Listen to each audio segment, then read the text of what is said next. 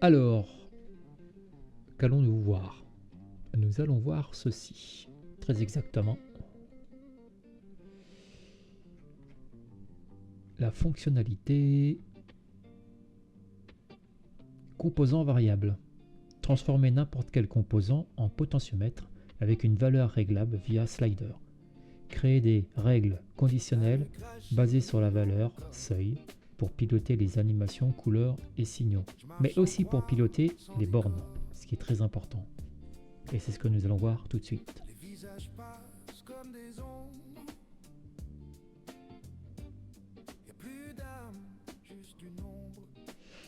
Donc, nous allons prendre un composant générique. Donc un composant générique, on peut le transformer en tout ce qu'on veut.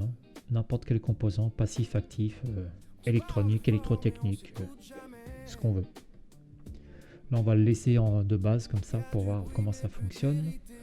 Le composant potentiomètre. Donc on fait clic droit dessus, on va sur électrique. Et là, on fait définir comme variable. Alors, bientôt, je vais changer ça pour le mettre en définir comme potentiomètre. Parce que bon, variable, ça veut pas dire grand chose, à part que la valeur est variable, oui. Mais à part ça. Donc on clique dessus. Et là, il y a quelques questions qu'il faut répondre. Ici, la valeur maximale du composant. Alors, on va dire 100. On met ça en pourcentage ou en volts ou je sais pas. Tiens, allez, on va faire en volts. On va dire que c'est du 24 volts. Donc la valeur maxi, ce sera 24. Ok. Ensuite, l'unité, des volts. On avait dit des volts. Hop. Et ensuite, on choisit l'orientation du slider, soit sous le composant, ici, soit à gauche, soit à droite. Moi, j'aime bien le mettre à droite. Donc, on va dire 2. On choisit 2. C'est parti. Là, on voit que le slider, il est bien à droite. Ce que l'on va faire... Ici, on va dire que c'est un potentiomètre. Alors, le potentiomètre, on pourra le dessiner à l'intérieur. Mais là, on va pas le dessiner pour aller plus vite. Donc, on va supprimer cette borne-là. On va en rajouter 3 en bas. Donc, ajouter borne en bas. Voilà, on a rajouté 3. On va les répartir correctement. Voilà. On va les renommer.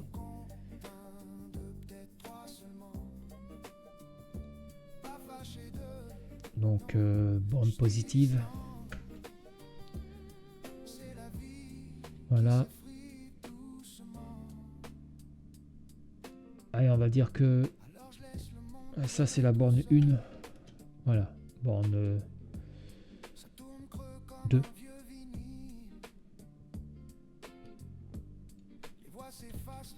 Et borne 3. La borne 3, on va la décliner en borne négative. Voilà, donc comme ça on a un petit moins ici. Et c'est là, elle est en borne positive par défaut. Ensuite, la borne qui est ici à droite, elle ne sert à rien, on va la supprimer. Voilà. Donc ici on voit bien qu'on va jusqu'à 24 volts. Alors pourquoi 24 volts? Parce qu'il fallait bien choisir une valeur. Et la source, on va dire que c'est une source 24 volts. Source 24 volts. Voilà. Ici, on va tirer un petit fil ici. Un petit fil ici. Là, le composant, on va supprimer la propagation du signal parce que ce n'est pas un contact ou un fusible qui transmet la tension d'un côté sur la borne primaire et la borne secondaire. Là, c'est un composant à part entière. Donc, on va sur électrique et on fait désactiver la propagation.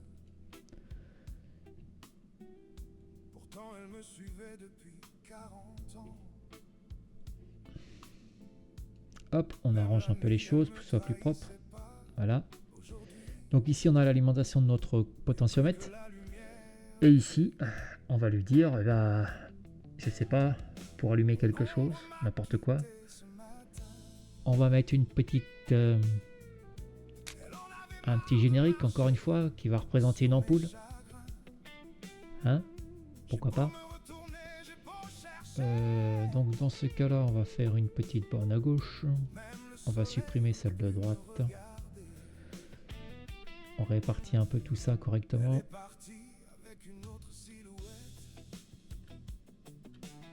Voilà. Renommer borne 1 de l'ampoule. Borne 2 de l'ampoule.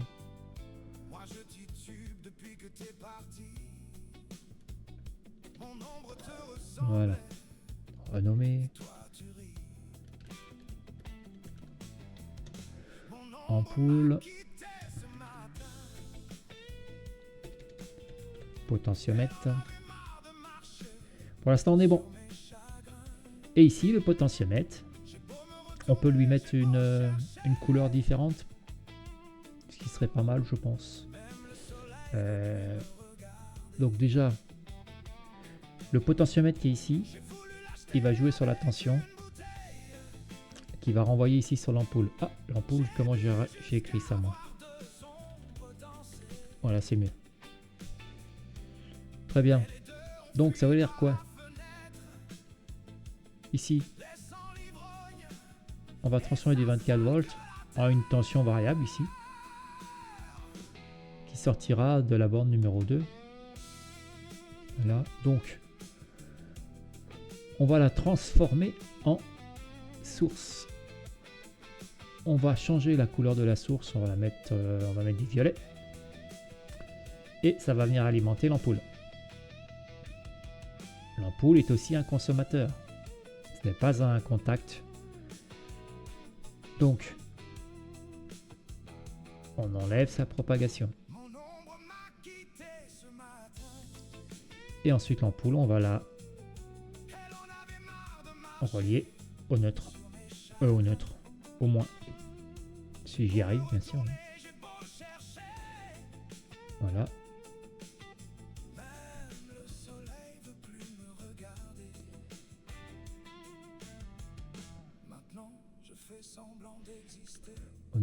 On arrange un peu tout ça pour que ce soit propre.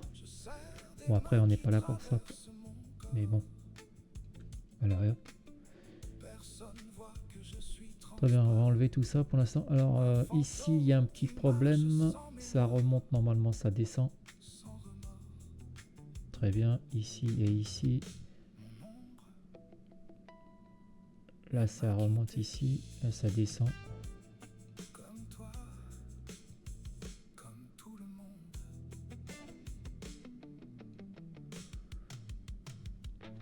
Ok. Donc là, vous voyez, les électrons, ils se... Donc le mieux à faire, c'est supprimer ce fil-là et le faire directement à partir d'ici. Voilà, parce que sinon, ça pose un problème.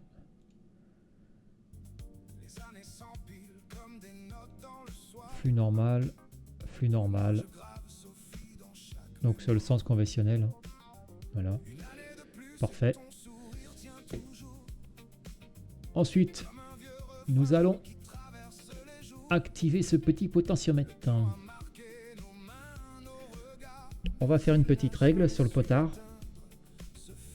Donc ici, on va lui dire, une petite règle, on va lui dire par exemple,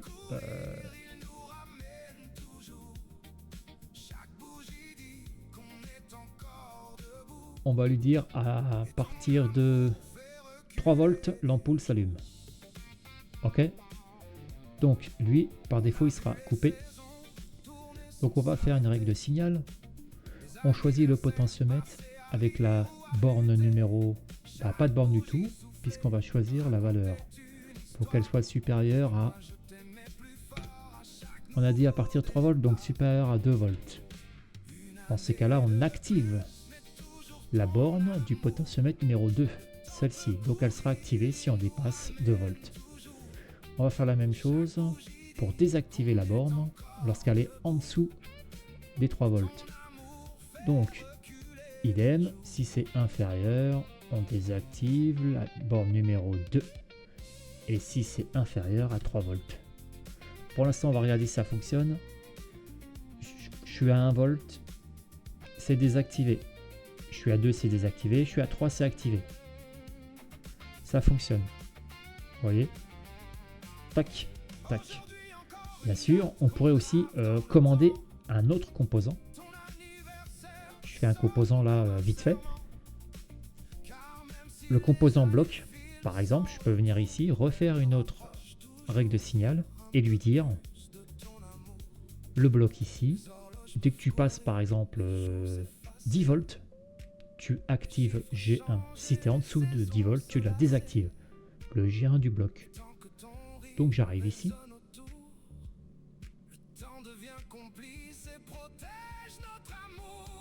Je lui dis si tu es au-dessus, donc à partir de 10, donc si tu es au-dessus de 9 volts, tu actives G1 du bloc, du composant bloc. Et de même pour l'éteindre, donc si le potentiomètre est inférieur à 10 volts, alors tu vas désactiver la borne G1 du composant bloc. Maintenant, si je vais, vous voyez là, je suis en dessous de 10 volts, j'ai bien G1 qui est désactivé. J'avance, je monte, 10 volts, c'est activé. Je baisse, c'est désactivé. Donc on peut même piloter un autre composant. Ce qui est pas mal quand même. Et là, on peut mettre bien sûr plein de règles par rapport au clic, couleur des fils, couleur de fond, couleur des bornes, règle du halo. Tiens, on va se faire une règle de halo. Infobulle dynamique, tout ça, tout peut être géré par le potentiomètre. On a plein de déclencheurs pour pouvoir animer nos schémas. On va se faire un petit halo sur l'ampoule. Donc, l'ampoule, règle du signal, halo, on va prendre halo. Donc l'ampoule, si l'ampoule 1, on va rajouter une condition parce qu'il faut que les deux bornes soient activées. Si les deux bornes reçoivent un signal, alors je veux un halo jaune. Voilà, avec une pulsation ou un clignotement. Allez, une pulsation, j'aime bien les pulsations. Et là, rien que là, normalement, ça devrait marcher. Voilà. Je baisse le curseur. Vous vous rappelez, c'est 3. Donc en dessous de 3, ça va couper la borne qui est ici. Et donc le signal ne va plus arriver sur cette borne de l'ampoule. Et donc l'ampoule devrait se couper. Ou du moins le son halo. Voilà, le halo c'est bien coupé. Hop. Désactiver, activer, désactiver, activer, désactiver, activer. Idem hein, pour le bloc. Tiens, le bloc, au lieu de faire le halo, on va faire le fond par exemple. On va faire une règle pour le couleur de fond. Donc c'est pareil, on va lui dire que si tu dépasses 20 volts, allez, à partir de 20 volts, donc si tu dépasses 19 volts,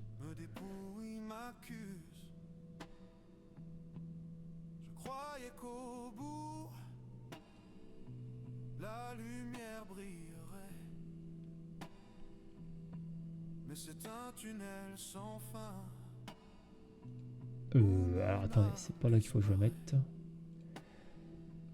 Hop, si je fais ça, hop, couleur de fond. Très bien. Donc si j'ai un bloc D1 reçoit le signal, je veux que tu me mettes par exemple en rouge, un fond tout rouge.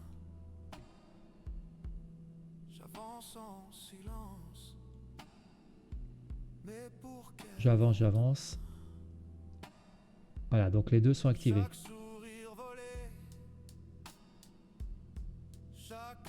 Ok, maintenant.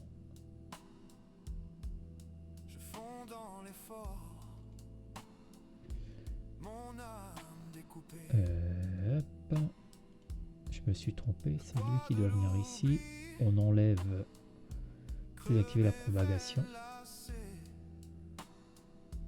Tac, et dès que j'arrive à 10 volts, maintenant on peut faire tout ce qu'on veut.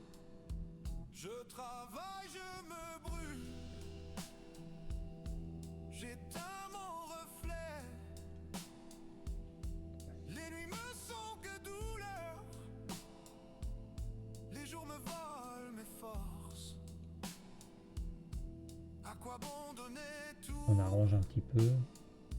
Voilà. Quand il n'y a plus rien, j'avance en silence. Mais pour quel lendemain? Et si je tombais? Voilà notre petit potentiomètre. On va essayer de trifouiller des petites choses. Par exemple,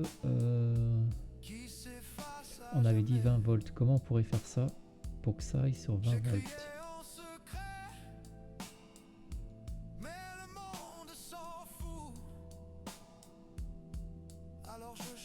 Condition et potentiomètre. Si il reçoit supérieur à 19, parce qu'on avait dit 20 volts. Donc là, il faut que les deux soient activés et qu'en plus on ait une valeur de 10 au-dessus de 19 volts pour avoir le fond. On va voir si c'est bon. Donc là, on voit bien qu'on est activé à partir de 10. Tac. Et ensuite on monte, on monte, on monte. Et là on arrive à 20 volts. On a bien toutes les conditions qui sont remplies. J'ai un D1 qui reçoit et on a l'augmentation de 19. Donc le potentiomètre peut interagir avec tous les autres composants ou avec ses propres bornes ou les bornes de ses homologues composants, quel que soit leur type. Et voilà.